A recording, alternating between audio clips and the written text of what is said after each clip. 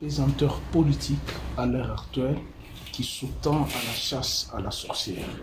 Vu toutes les réalisations que vous avez faites, nous sommes témoins, mais les pesanteurs politiques se transforment par ailleurs à la chasse à la sorcière et faire du mal aux fils du pays. Est-ce que face à cette réalité, vous avez le moral aux élites? Oui, je vous ai dit, si j'avais peur, je ne serais pas venu. Comme vous savez, j'exerce dans des pays extérieurs comme étant consultant. Et il y a même des pays africains qui m'ont offert de rester en permanence dans leur ville. Je pense qu'on est mieux chez soi. Je ne crains rien. Et si je craignais quelque chose, je ne serais pas rentré. Parce que beaucoup de gens m'ont dit, je vous parle de l'histoire de cette maman âgée qui a appelé son fils, politicien ici, en train de pleurer. Et je n'ose même pas vous citer la province parce que vous serez étonné de la province parce qu'il n'est pas de l'Est du pays. Et je pense, à mon avis, qu'à un certain moment de la vie, on doit savoir pourquoi on est venu sur Terre. On n'est pas venu sur Terre pour la jouissance. On est venu pour offrir à l'humanité le progrès, le bien-être. Et donc, je ne crains rien. Je suis un citoyen comme tous les autres, fait de chair et de sang. Et donc, si l'injustice doit prévaloir contre la justice, je m'inclinerai. Présentez-vous.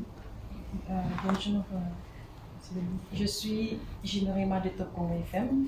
Vous avez dit que vous êtes citoyen congolais, vous prierez à la justice et en suivant le tweet qui annonçait votre retour à Kinshasa, vous pensiez que cette justice est injuste.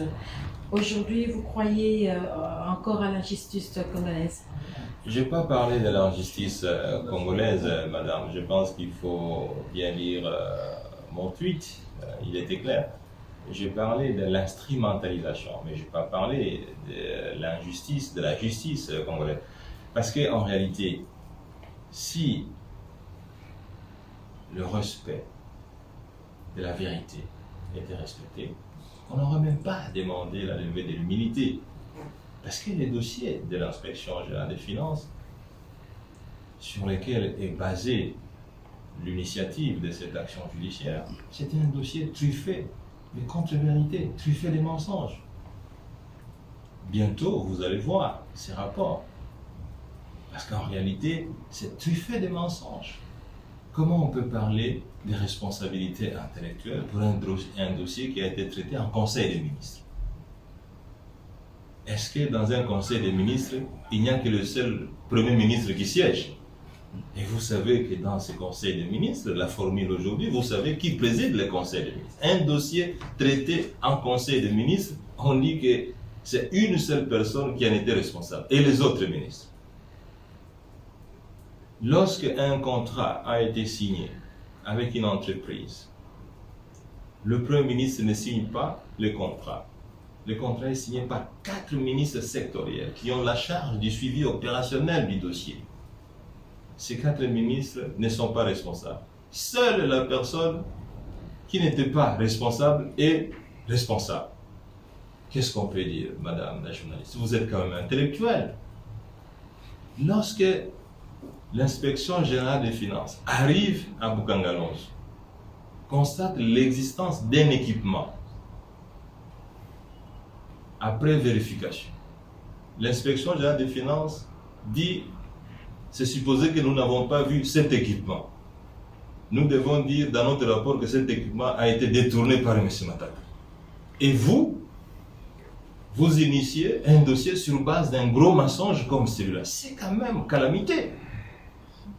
Comment voulez-vous qu'on ne dise pas la vérité? Parce que nous ne sommes pas quand même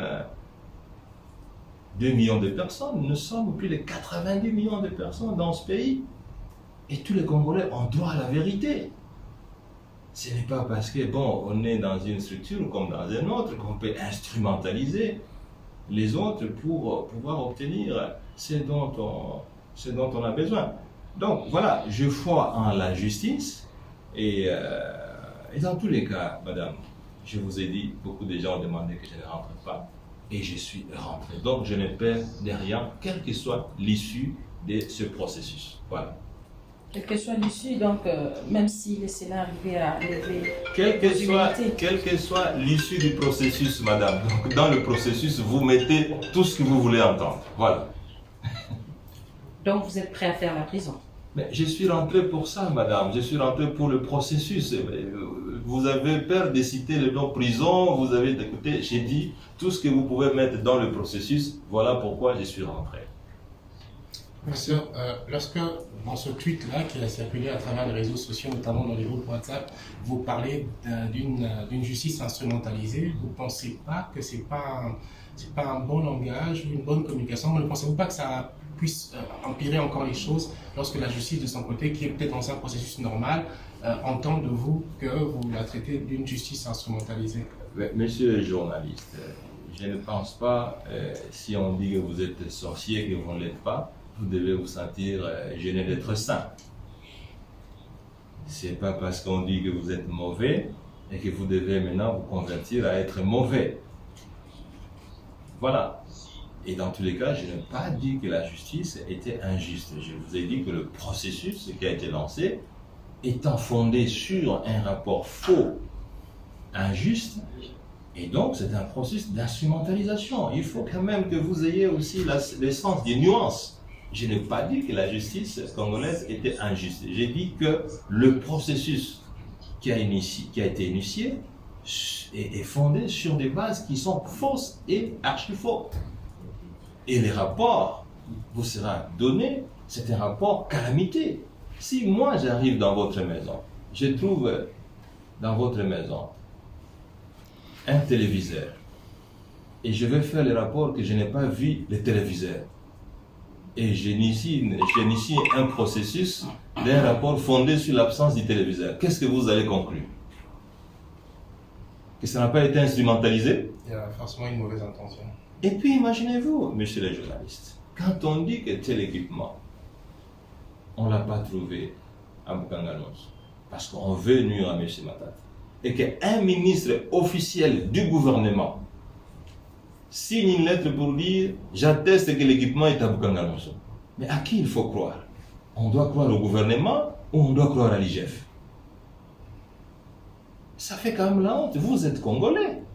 Parce qu'il ne faut pas avoir l'impression que le monde se limite à Kinshasa ou au Congo, mais tout le monde vous regarde. Et l'appréciation que le monde a sur vous dépend aussi des actes que vous posez. Il ne faut pas croire que le monde est fermé. Mais ces rapports, ils circulent dans le monde entier. Et l'appréciation qu'on fait sur ces rapports ne se limite pas à l'IGF, il s'étend aussi sur vous.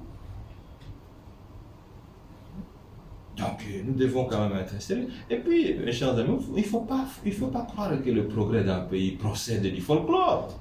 Le progrès d'un pays ne procède pas du folklore. Les gens travaillent. Les gens travaillent.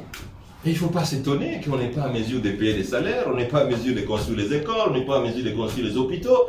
Mais écoutez, mais parce que vous vous limitez au mensonge. Vous vous limitez à l'exercice du folklore. Comment voulez-vous que le folklore produise des... Où avez-vous vu, monsieur le journaliste, là où le folklore a produit des résultats? Vous avez vu des gens qui ont dansé et qui produisent des résultats? Mais voilà. Dernière question, Blaise. Non, c'est bon. Merci. Les gens ont déjà été posés, merci. Voilà, merci Excellence. Merci. En principe, ça devait être